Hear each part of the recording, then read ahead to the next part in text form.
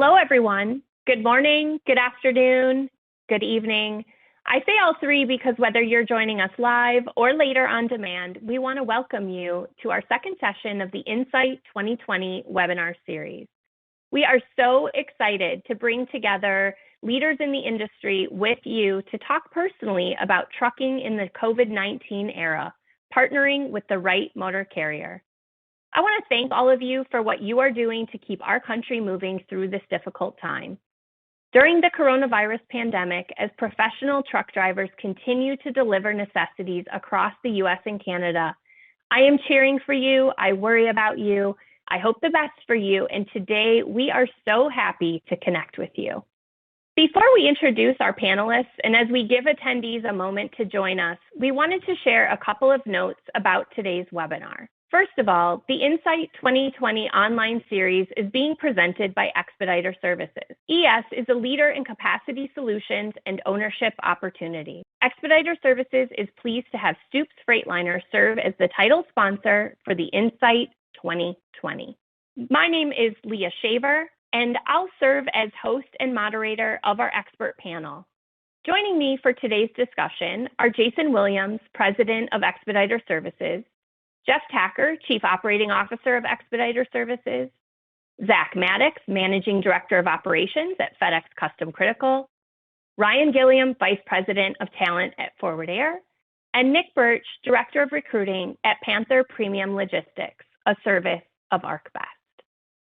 Some quick introductions with each of us as we get started.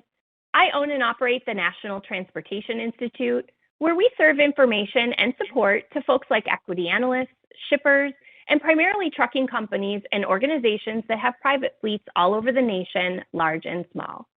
Any company that employs or contracts with professional drivers or works with companies that do could potentially be our customer. We aim to deliver opportunities for fleets to grow, to attract additional workers, and then expand in their marketplace with that appropriately compensated, engaged, and retained workforce. We also help service organizations expand in the trucking industry. I serve as an officer on the board of directors of the Women in Trucking Association, and I work part-time as a talk radio host on SiriusXM's Road Dog Trucking Radio. That's channel 146. Jason, I am going to hand it off to you to reintroduce the ES family of companies, and then we'll also have Jeff share a bit more about our community. Well, good morning, Leah, and thank you for the introduction. Expediter Services, first and foremost, that we would like people to get out of this is that we're a community that brings support to everyone inside the industry, whether that be owner-operators, contract drivers, fleet owners, motor carriers, or vendors, fuel vendors, shop vendors. We're a community, and the intent is to allow everyone to operate profitably, stably, safely inside of that community. So as you look at the people that are involved in today's call, we're proud of who all these people are and who they represent and what they bring to the community themselves, and the fact that we're all agreed upon pushing forward that idea. As a company individually, we are focused on bringing small businesses and starting small businesses within trucking. And we do that through a multitude of ways. Some of it is that we assist those individuals with driving revenue, and Jeff will get into how we do that. But then we also help drive out cost. And in trucking, we know that it's important to be able to do both. So ES has a host of companies that it owns, from an insurance company to a truck sales company to a service company, in order to help support all of that, even into financing, whereby we've set up a finance effort in order to help people get started from the ground floor and up. ES is proud of the fact of the community that we've developed over the years and what we're able to do to help people come in who maybe have not had opportunity before, and really be able to offer them the opportunity and the tools needed to start a small business inside of trucking and then to be successful year after year. It's not a get-rich-quick scheme. It is a long game. You're having to come into trucking and be here year after year after year. And so what we've developed will help people start that and then stay in the industry, stay in business, and run profitably within this industry. And we're proud of the people, again, on the call. We're proud of the effort that we've been able to develop here. We're proud of the community and everybody and every role they play within that. I'll let Jeff get into how we do some of these things. But again, thank everyone for joining us today, and hopefully you'll find out who we are, and just know that we're just trying to start a conversation with you and let you see what your options are and what opportunities are available to you today, even in the chaos that's going on within the country. Thank you, Jason. Welcome to our audience. We're so blessed and glad you're with us. Thankful to our partner motor carriers that's on here with us, if you'll be hearing from later and gaining lots of valuable insight. But just driving from what Jason said was overarching, we're a service company, and we've intentionally set ourselves up to be in the middle and function as a liaison or an advocate for all sides. We look at everything from the truck or the contractor's perspective first, and then we fully consider our partner motor carriers' positions and thoughts. Our overarching agenda is to do what's best for the truck and the contractor, and then balance that with what's best for the motor carrier. The better the truck and the contractor does, the better the motor carrier, and then, obviously, the better for us. Some of the ways we do things is we increase revenue by stressing and focusing on normal, simple things: in service, out of service, optimization, utilization, evaluation of loads. We do that with people in our office that's set up to do nothing but be a service provider to the truck, and then have the conversation back with the motor carrier as we work for the people. No one works for us. We set ourselves up to work for them. We also simultaneously drive down the cost by having one of the broadest and deepest fuel discounts in the industry, being the low-cost provider and insurance platforms, and having national accounts set up for repair and maintenance, and et cetera. So with those things, that's what we've done, and we've set it all up to do the best we can for the independent contract driver, owner-operator, and fleet owner, while simultaneously driving the information back with the motor carrier. We've been blessed to have good partner motor carriers. We have with us today FedEx Custom Critical, Forward Air, and Panther. And to turn it over now for our first motor carrier speaker, I'd like to send it to Mr. Zach Maddox, the Managing Director of Operations for FedEx Custom Critical. And Zach, thank you so much for joining us today and for your valuable insight and input. We greatly appreciate it. Thanks, Jeff. I appreciate that. Like Jeff said, my name is Zach Maddox. I'm the Managing Director of Operations for FedEx Custom Critical. First and foremost, I'd like to thank INSITE 2020 for the opportunity to participate and share in this webinar. I have the responsibilities of overseeing inside sales, customer service, dispatch operations for our surface expedite and white glove services, in addition to our freight brokerage called Freight Solutions and our cross-dock operation called Temperature Controlled Network. While historically we have been a premium ground and air expedited provider, we've made some organizational changes to align with other services within the FedEx portfolio. FedEx Custom Critical remains as a premium North American ground transportation provider that offers expedited services for dry and temperature controlled freight. We have moved air expedite over to FedEx Express, but we have also added a full service freight brokerage solution for LTL, truckload, and intermodal. With all that said, we now concentrate on providing ground capacity throughout North America and providing a blended transportation model of an independent contractor fleet and partner carriers. Our highlight, however, is in our ability to offer a full suite of temperature-controlled products, specialized care, and secure solutions for all time-critical needs. With that, I'll pass it over to Ryan Gilliam. Thank you, Zach. My name is Ryan Gilliam. I'm the Vice President of Talent at Forward Air. Talent is kind of a vague word, right? Non-driver and driver opportunities, career development, retention, across our entire organization of about 9,000 total employees and drivers. I'm in Columbus, Ohio since 2017 in this role. Previously, I've done just about everything else in transportation except for finance.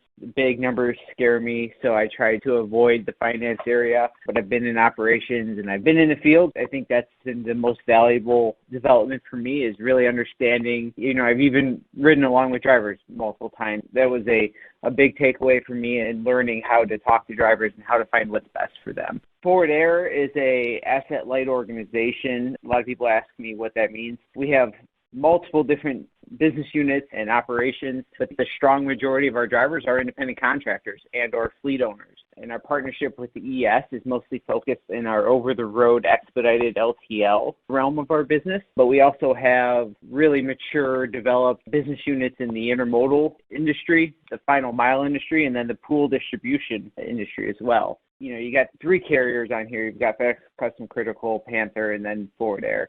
Really for us, it's about, we're not the on-demand expedited carrier that a lot of people understand expedited to be. We're a very consistent terminal-to-terminal, regular route expedited carrier. So with Forward Air, our drivers run mostly terminal-to-terminal from our Forward Air location to a Forward Air location with minimal downtime and really just leveraging our different business units for consistent movement. That's Forward Air. That's me. With that, I'll pass it off to Nick Birch, the Director of Recruiting at Panther Premium. Thanks, Ryan. Again, Nick Birch, Director of Recruiting with Panther Premium Logistics, Service of ArcBest. You know, I'd like to echo Zach's comments, thank Expediter Services, thank Zach, and thanks to Ryan for coming all together to kind of talk about this community that Jason alluded to. I don't think any of us would be here today without the driver community, without the owner-operator, fleet driver community, and that's what we're all here to talk about. My responsibility currently at Panther, I oversee the recruiting department. So we recruit owner-operators, individuals who own their own trucks and drive them. We recruit fleet owners, somebody who may own multiple pieces of equipment and are looking to lease those on with Panther. And we also then recruit drivers for those fleet owners. Currently, we have a little over 1,000 pieces of equipment, and with that, we have a little over 1,100 drivers. One of the things that differentiates us, we have cargo vans, so sprinter vans, straight trucks, and tractors. Ryan earlier talked about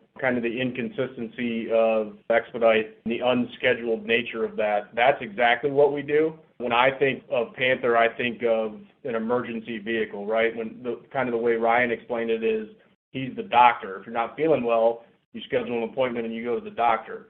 Well, if you break your arm right now, you need to go to the emergency room. Panther's that emergency room. Our shipments are unscheduled by nature. We do roughly 700 to 750 shipments every single day. Again, that's on cargo vans, straight trucks, and tractors. We primarily are servicing the automotive, manufacturing, pharmaceutical, and government industries. And again, these are all shipments that happen because something else bad has happened. Another carrier has fallen off. They've overproduced. A production line has gone down. So we're that emergency service to help support our customers. Without owner-operators, without the fleet drivers, without fleet owners, without a partnership with Expediter Services, without relationships with other motor carriers like FedEx Custom Critical and Forward Air, you know, we wouldn't be here today.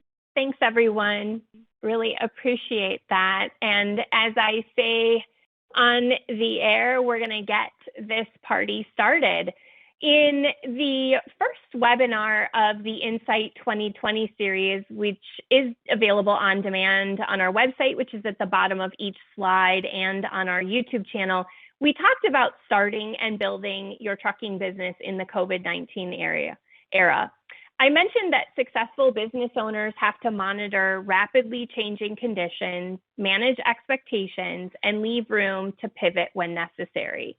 With 4 of the industry's top organizations represented here today, I'd like to hear how you've adapted in what's been the most unique and rapidly changing period during my 19-year career in trucking.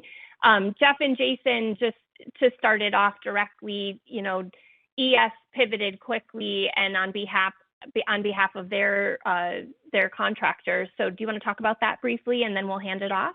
Sure, Leah. Thank you. This is Jason. Absolutely. We were caught in the middle of change just like everyone else. We were blessed with the fact that we had been investing heavily into IT support, infrastructure for ourselves and our owner-operators. No one saw, COVID coming for sure. But on the back end of 2019, where freight wasn't necessarily that good, we took the time to say, we weren't going to come through the year just treading water. We're going to try to grow our infrastructure, even if you couldn't necessarily grow numbers during that year. So we kind of got ahead of that curve by accident, I guess. And when things took place, we had the ability to take everything offline. So we're talking about from phone calls to customer service, shops, people on the side of the road, talking about advances. Every time a truck delivers, we're advancing fuel live to people, and that's something that cannot be shut down at all. So we had to be able to do all of those things remotely versus having people in the office. So we were able to do that. We were actually running the test when it took place, and we just kept running the test. And it's been going on, I guess our test has been going on for 6 months now. We've not done anything perfectly, but the ability to adjust and rely on technical support, IT infrastructure has been extremely important for us, from just the ability to provide a service day in and day out. And then the people we have in-house who, they're just people, and so they're used to having conversations and supporting people. What we do most of the time is helping people on their worst days as they're trying to get through hurdles, get through a bad weekend, get through an accident. So even though this was different, it was nothing that we don't do on an everyday basis anyway, which is help people overcome hurdles and challenges, help keep their revenue up, as Jeff spoke of, and help drive their expenses down. So we've been able to continue to do that, and our service has actually been highlighted during this time, and we've been able to actually drive deeper into some of our existing people and new people's businesses to bring our services to them. Very interesting. Anyone else want to comment on adjusting during the last 5 months? I would say specific to the COVID-19 pandemic, Custom Critical has been key in supporting essential businesses due to our expedited services, particularly on the temperature control side, as well as our security and special care and handling capabilities.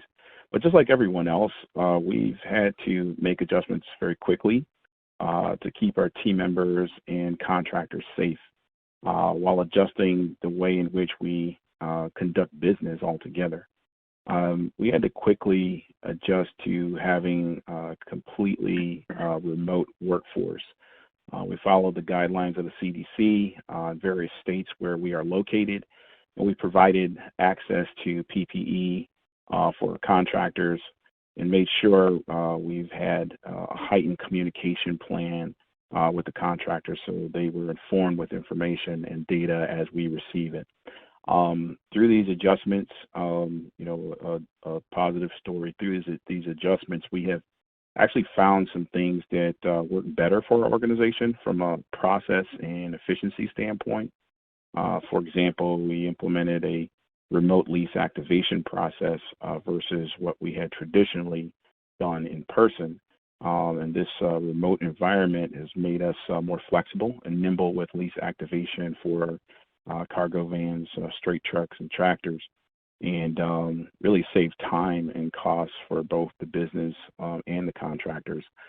So we continue to discover new ways to do business, make quick adjustments and pivot.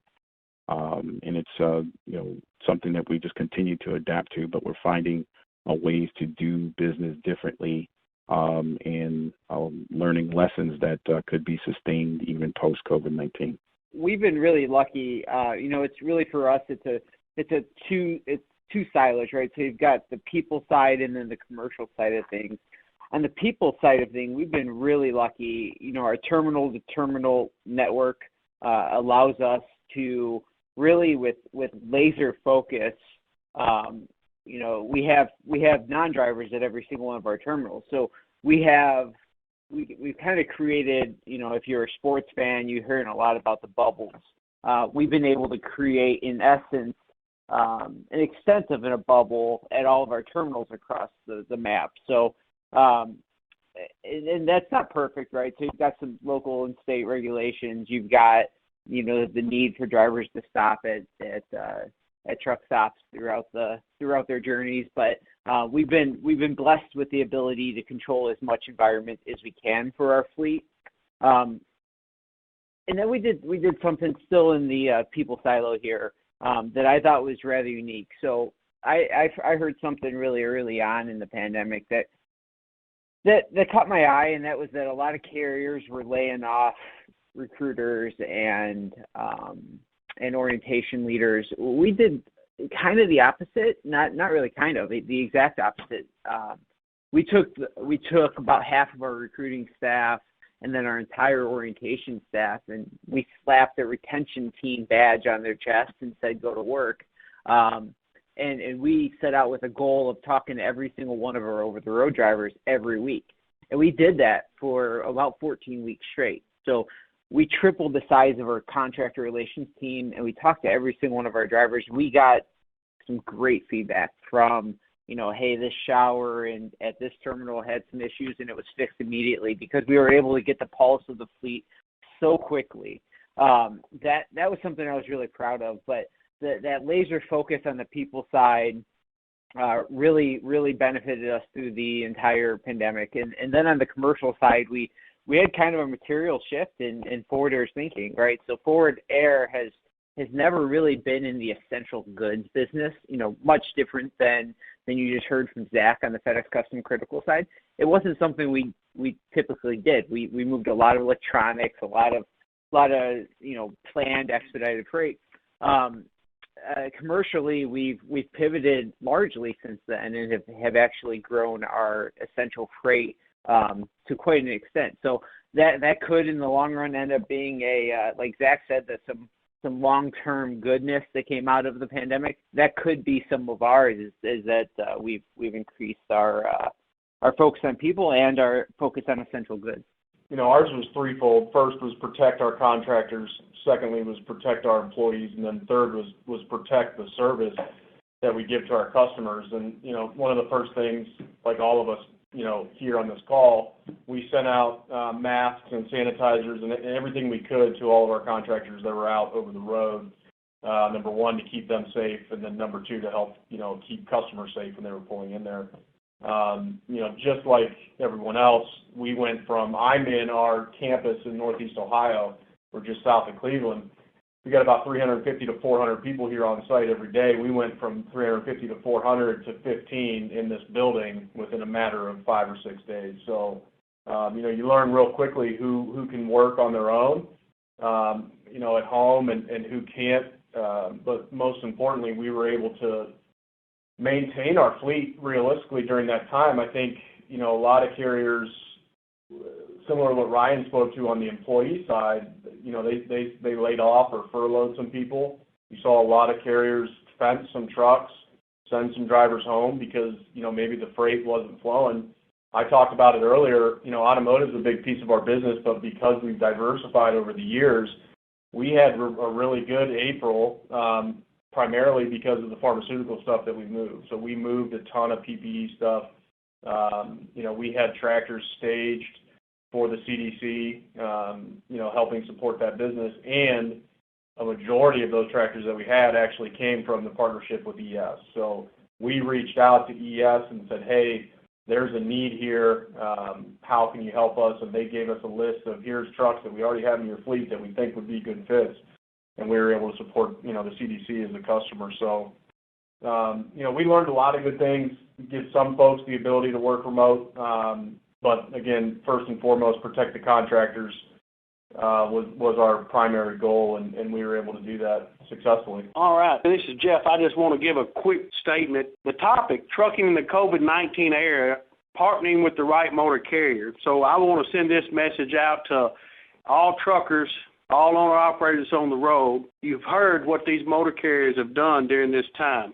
Maybe you can evaluate where you're currently at or where you're looking to go and see if they've treated you that way and made these decisions and direct things to help and benefit you. The other thing I'd like to say that at Expediter Services, every owner-operator that we finance through Expediter Equipment Finance received a 90 days abatement on their principal.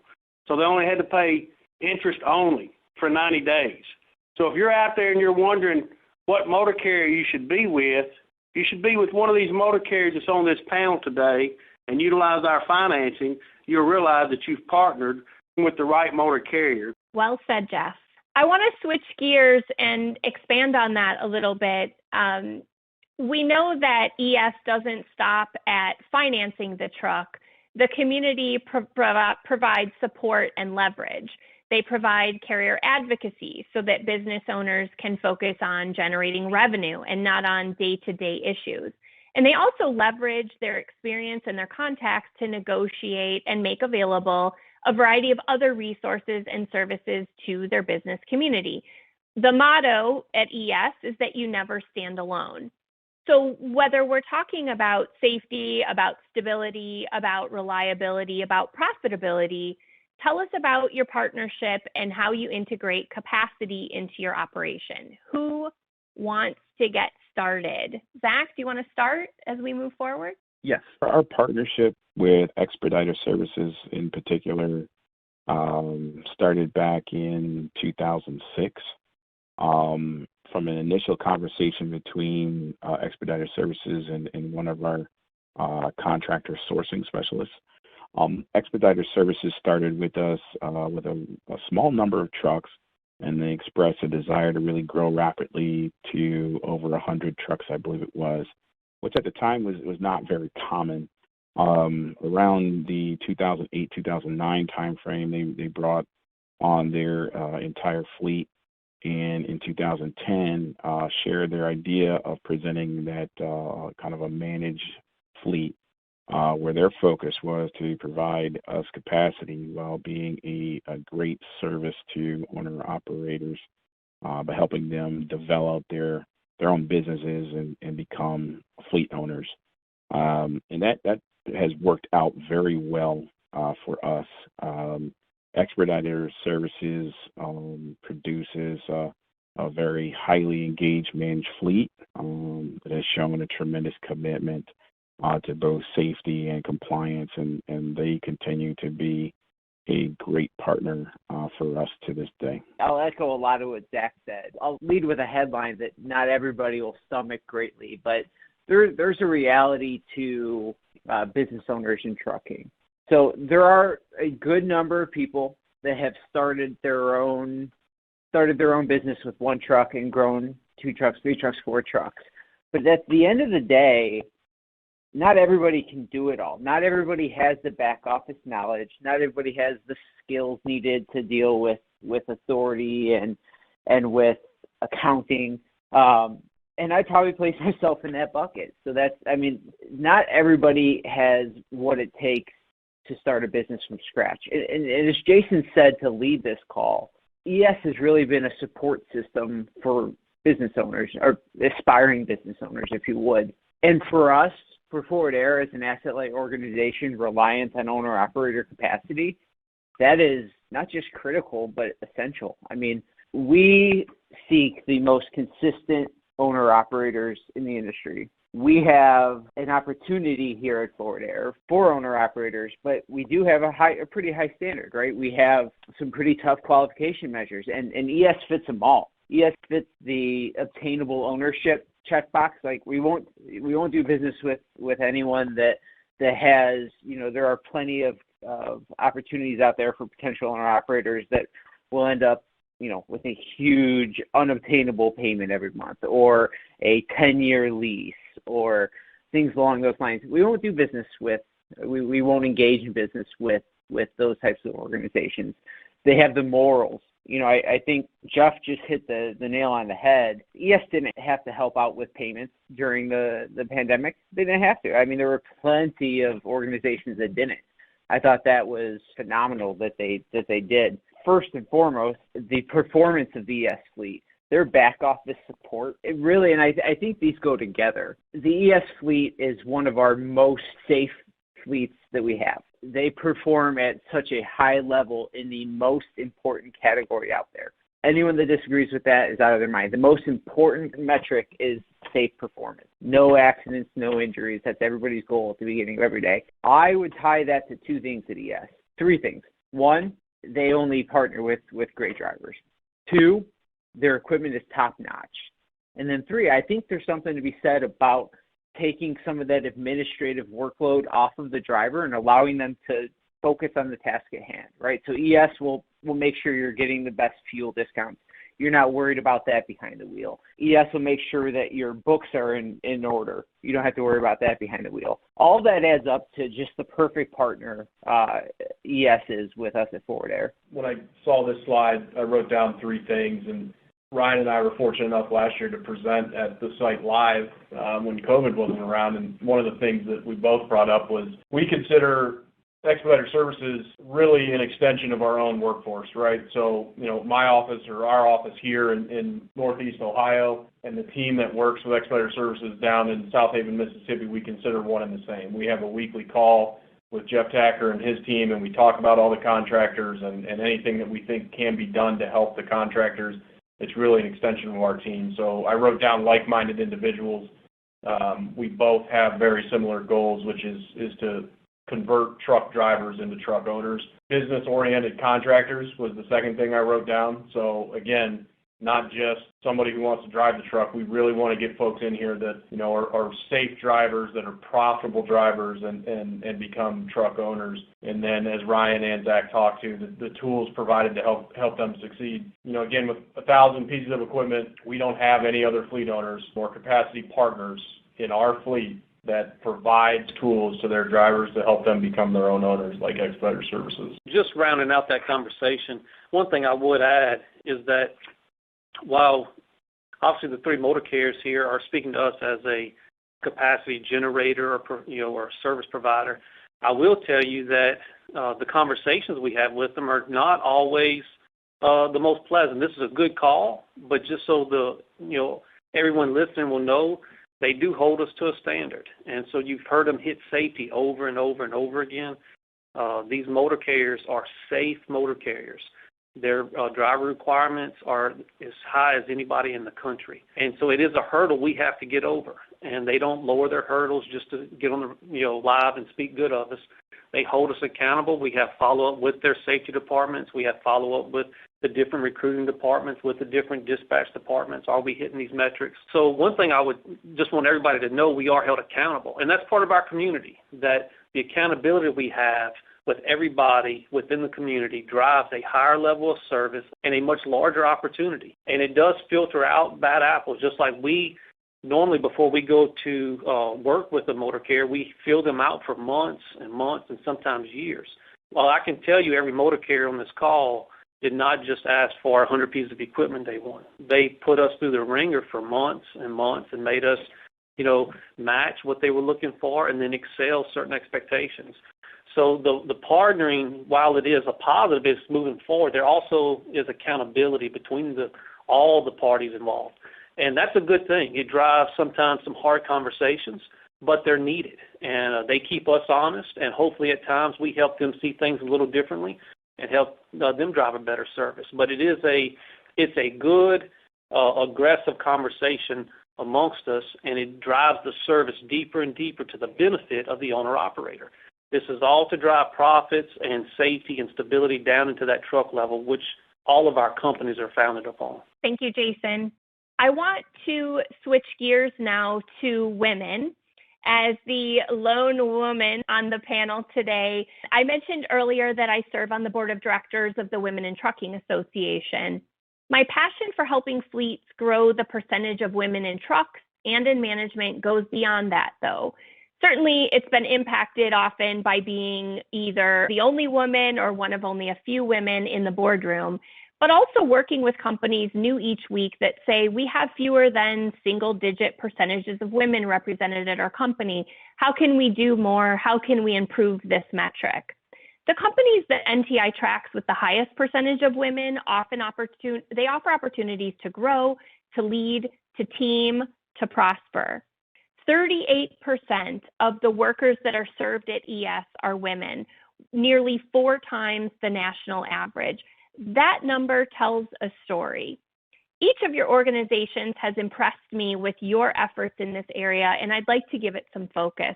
Starting with the 150 Business Challenge that ES has in partnership with Women in Trucking, and then expanding to your fleets, each of which has impressive stats. So Jason, talk a little bit about the 150 Business Challenge, and then we'll transition to any stats or impressive numbers that our carrier partners want to share with us. Absolutely. This is something we're proud of. It's put a lot of effort into it. Jeff and his team here have really driven this forward. This came out of just a natural daily operations from Expediter Services. That's one thing I would want people to understand. This was not a gimmick or a marketing effort only. We were actually doing this when Miss Ellen Voy showed up and said, hey, you guys are a little different, a little unique. What can we do to get involved with you?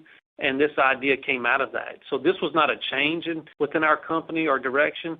But as you've heard already, safety, stability, community, support, we didn't realize that by focusing on those things, we were generating opportunities whether it be for women or for minorities or for people who lacked education or for people who maybe had lacked opportunity in their job markets. We just didn't realize that we were bringing that kind of opportunity nationwide to some who maybe were left out of the industry. What we did was we reached out to these 3 motor carriers, and they all absolutely jumped on board, said we would love to help support that effort, not with it just being something that naturally comes out of what we do, but to focus on it and see what we can really get after and make happen. So we began to do this, I think, a couple of years ago, and we're really proud of that effort. But again, it's something that's just a part of the community, part of what we do every day, part of what these motor carriers support every day. And we just wanted to highlight it and really start tracking it and make it a focused effort as we move forward. I just want to jump in on that question for sure. So FCC, or Custom Critical, values diversity and promotes an inclusive work environment for both our team members that work within our buildings at our different locations, as well as our contractor fleet that serves our shipper community out on the roads. But, we put our money where our mouth is, and just like ES and the stats that they shared, 30% of the Custom Critical contractor fleet are women operated.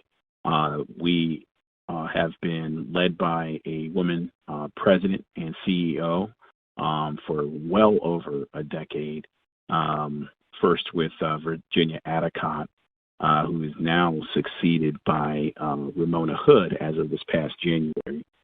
Our director team that leads the organization is 50% women, and our management team has a very high percentage of women as well. So as you can see, we value bringing more and more women into this industry and continue to look forward to growing our business by leaning into that diversity so that we can think, manage, and deliver in new and innovative ways.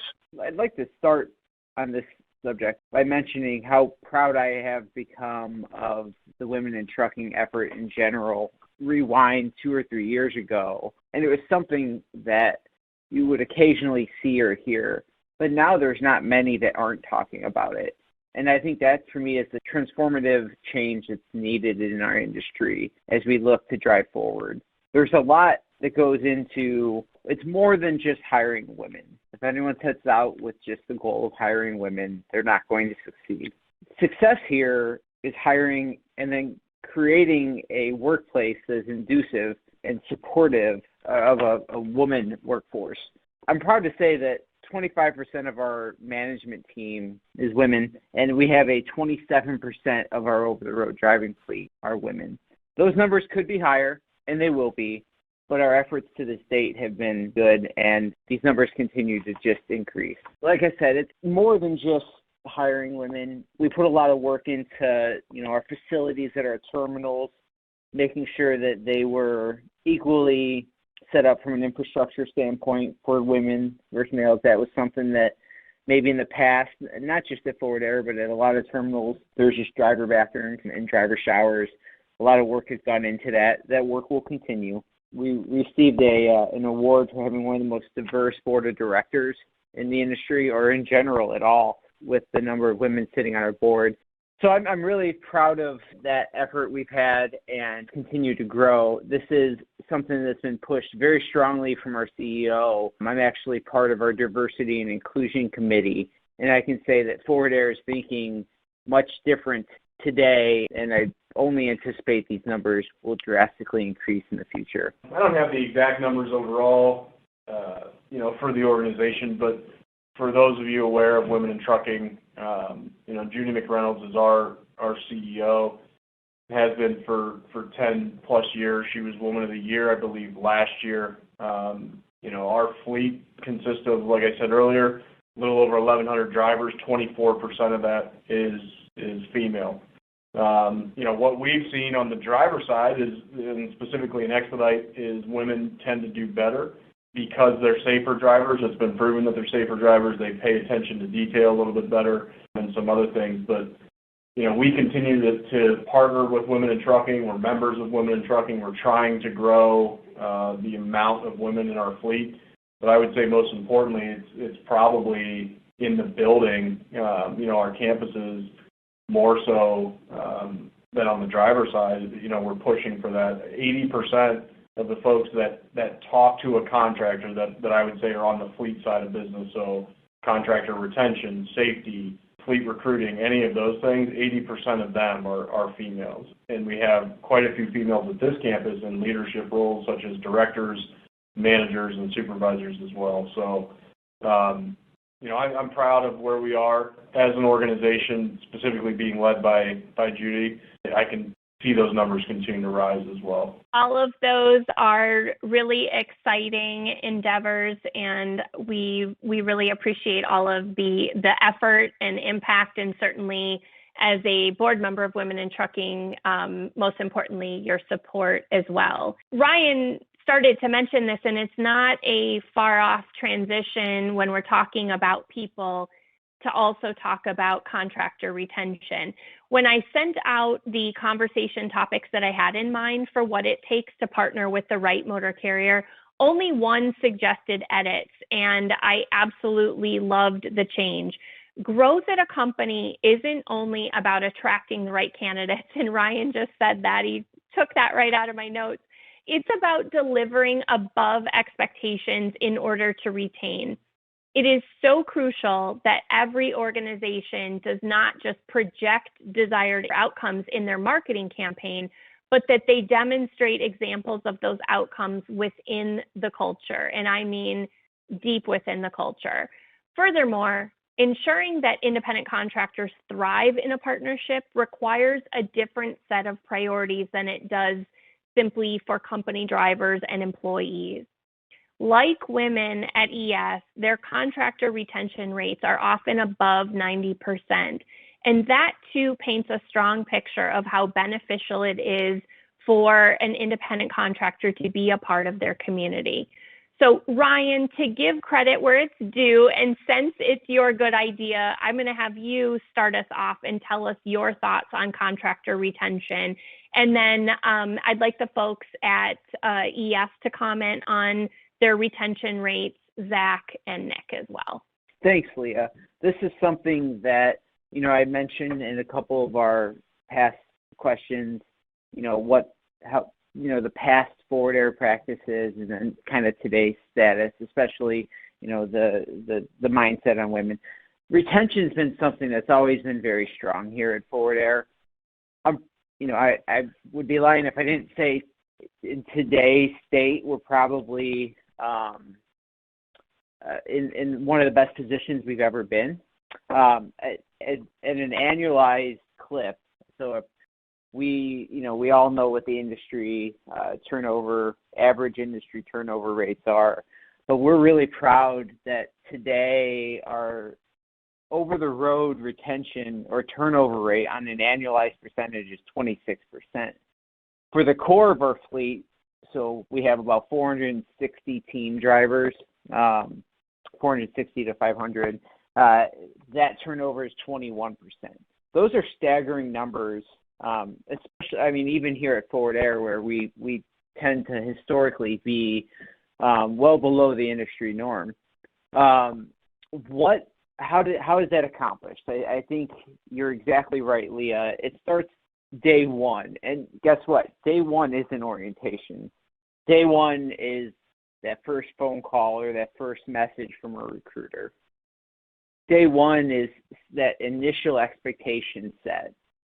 Day two is a good qualification experience. You want your very first experience as an interested candidate needs to be a good one, because that's the seed that's planted.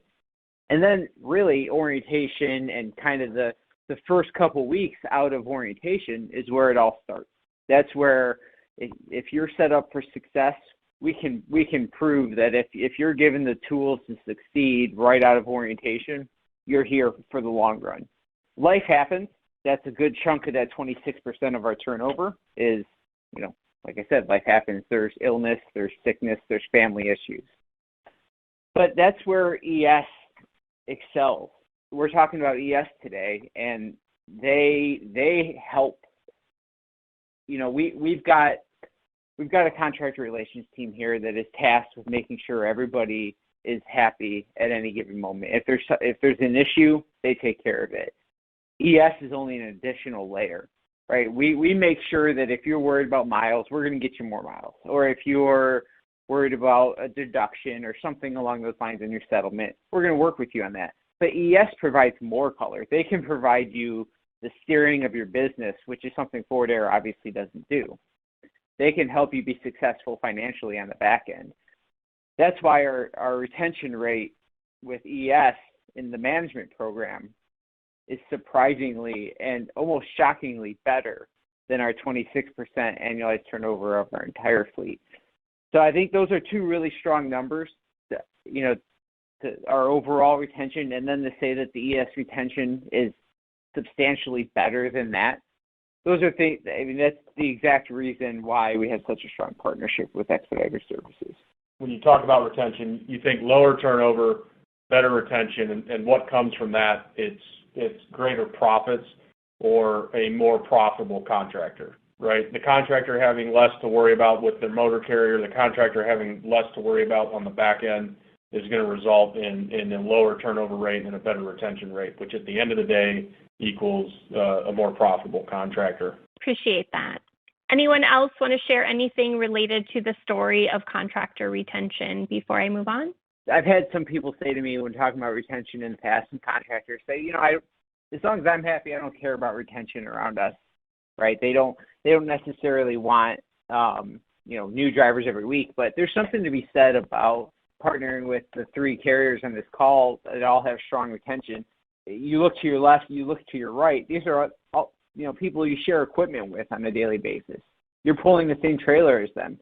There's a mutual respect that is kind of catalyzed within organizations with good retention that's hard to match elsewhere, and I think that's worth calling out. I agree. Does anyone else want to contribute anything before I move on? Just very briefly, because I echo the sentiments of Ryan, Nick, very much. We know that without our fleet, we could not operate, and I echo Ryan in that Expedited Services does a great job of providing the right type of fleet owners and owner-operators to allow us to maintain our commitment to service with our customers. In addition to that layer that Expedited Services offers, we also provide a dedicated contractor relations team that helps our contractors through issues and does some problem resolution conversations and activities with the contractors, as well as a fleet support. So just a fleet support team around the clock that is dedicated to interacting with the contractors as they're out on the road on a shipment and need, specific questions answered or some assistance.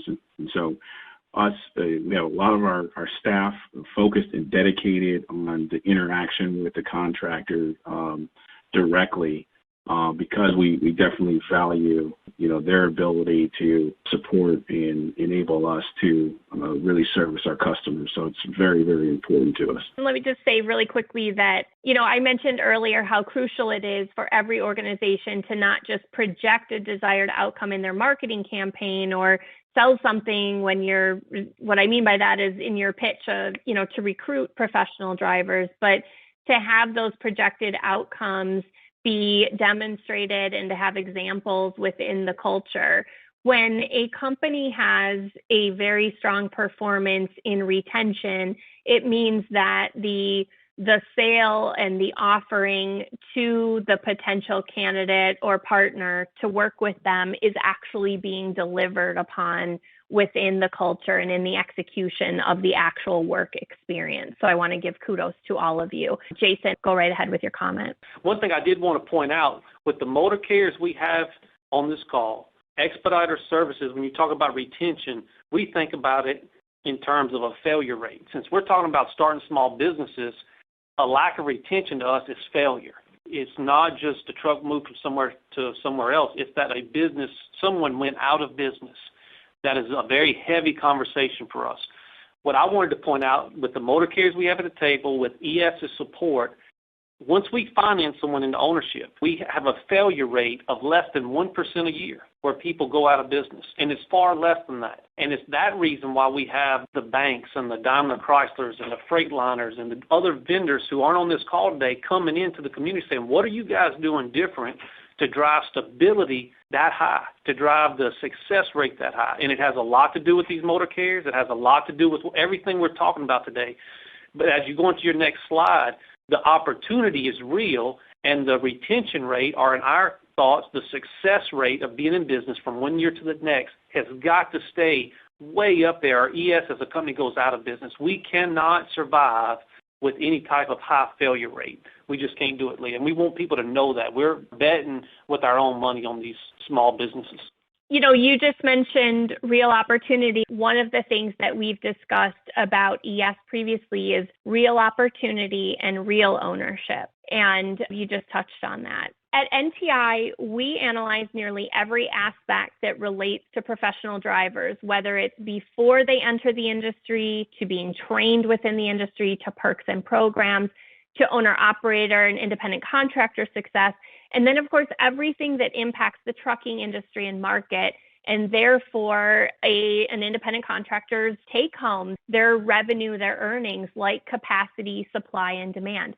These conditions are generally moving, within a few months period, but in the last couple of months, it seems like the market for trucking changes every week. So as the entire world continues to bounce back slowly from the doom of the months of March to May, our industry has really come out blazing. As briefly as possible, I want you to tell us about current conditions for you, whether it's how you see the road ahead for you, for your company, and for the contractors that are associated with you. Give us some last parting thoughts, please. Nick, we'll start with you. I took some notes before this started, and the things I wrote down on this slide for us, specifically, again, because we are the emergency freight, capacity is extremely tight right now. And it's tight because of what we talked about earlier. When everything slowed down and manufacturers shut down, some of those larger carriers spent some trucks, and they're struggling now to get some drivers back in the seats. And because of our partnership with ES, we were able to have lower turnover, which put us in a good position for this capacity crunch, which is hitting right now. And then couple that with the manufacturers and the automotive, the OEMs coming back up, there's a need. And when I say there's a need, I say America, right? America needs us right now. They need as many trucks as they can to get these goods and services to the stores, to get the automobiles put back out on the road. And I'll just leave it as there's no better time than now. Fleet owners, owner-operators, fleet drivers, anybody who wants to get into this, the place to start is with Expediter Services, and the time to do it is now. Ryan? I wanted to get a point in here as well to the drivers on the road. Stay safe with the COVID. And then also anyone that may be impacted by Hurricane Laura, please stay safe. My thoughts are with you. Outside of that, I wanted to make a point here. I'll keep it brief. Forward Air is positioned well in this market. This is typically the best of the best for Forward Air is when traditional truckload market tightens up. Customers pivot across all different industries to an expedited model. And with our expansive fleet size, that is actually, a more specific question to how are the drivers doing. We're seeing year over year mileage increases per truck. So we're even seeing increases in miles per truck versus 2018 on a week-to-week basis. So things are going good, and a lot of our growth initiatives, our CEO has named Zero Plus. A lot of our growth initiatives on the commercial side, including some of that essential, non-essential talk I mentioned earlier, they're going very well. Anything that both Ryan and Nick said in regards to the market, I would echo 100%. So I'll save everybody the time to repeat all of that. The only thing I'll add is that, we at Custom Critical are in the midst of a significant transition in our business. Our outlook is looking really good because our focus right now is to precisely execute on the strategies of our new vision and our new structure, especially with a completely new leadership team. Our focus is going to be to, execute a very detailed and intentional commercial strategy to position our organization for rapid growth. And we're going to be keenly focused on implementation of innovation and quality efficiency while we always look at and maintain our focus on safety. especially in light of this COVID-19 global pandemic. Appreciate that. From our ES team, we'll give you last comment. This is Jeff.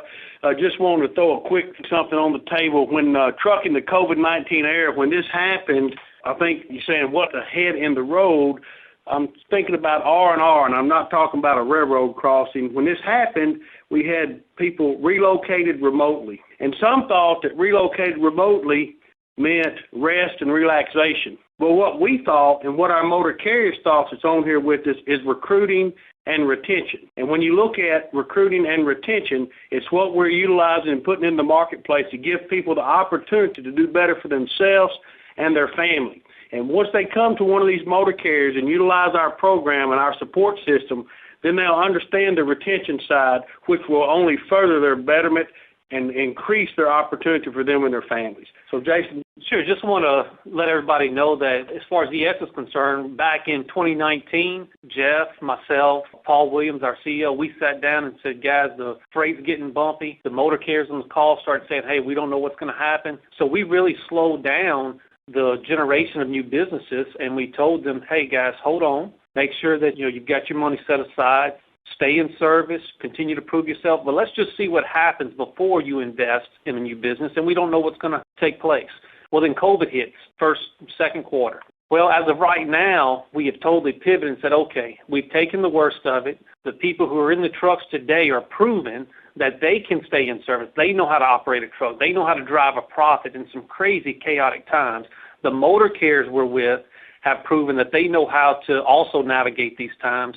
So we've kind of taken the lid off, and we've kind of given Jeff and his team to, hey, get aggressive. If someone is proving themselves right now, someone else said it earlier, and I agree with it, it's the best time possible right now is to go out and get in front of this curve. The industry normally cycles every 4 to 5 years, and let's get on the front end of this thing. That's why we're promoting this. If you go back to last year, we were kind of being cautious. We were saying you need to be cautious. You need to make sure you have everything set. You need to make sure you're ready for some hard times ahead. But right now, with the way freight's going, rates are coming back, capacity's tight, manufacturing of trucks is tight, they can't get enough trucks out there. We should see a good trend in trucking for at least a couple of years before people can put too many trucks into the market and drive a negative.